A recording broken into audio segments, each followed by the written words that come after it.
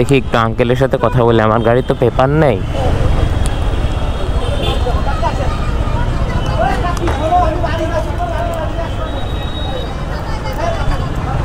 Uncle একটু কথা বলা যাবে? বলতেছিলাম কি, আমার এই গাড়ির সিসি হইতেছে 250, এটা হলো শোরুম থেকে বের করা, কিন্তু মানে হাইওয়ে পুলিশ দেখি যে গাড়ি ধরতেছে। হ্যাঁ হ্যাঁ, আমরা তো জেলা ট্রাফিক, আমরা। আচ্ছা না, হাইওয়ে পুলিশ গাড়ি ধরতেছে, কিন্তু এই গাড়ির পেপার মানে আপনি তো মাগুরায় থাকেন তাই না?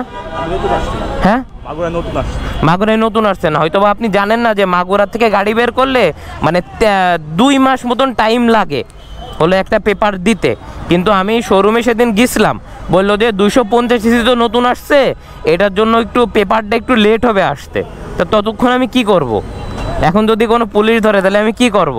কারণ গাড়ির তো পেপার নাই। জি জি, আমাকে যে কোনো সার্জন স্যারের সাথে কথা বলেন।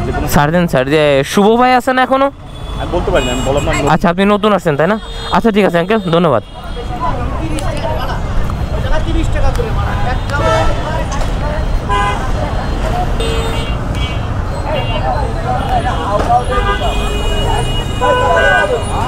তো সে বলল যে তার সার্জন স্যারের সাথে কথা বলে তারপরে দেখতে হবে, দেখি কোন একটা সার্জন স্যার পাই কিনা,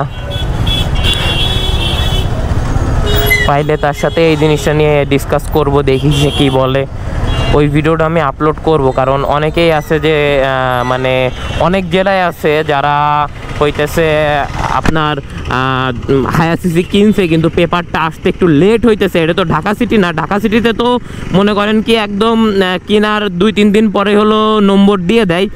তো আমাদের মাগুরা জেলা বা অন্যান্য জেলায় পেপার দিতে মনে করেন কি 1-2 মাস সময় লাগে, কিন্তু আমাদের এই মাগুরাতে হায়ার সিসিতে একটু টাইম লাগতেছে। আর আমার গাড়ি চলছে মাত্র 642 কিলোমিটার।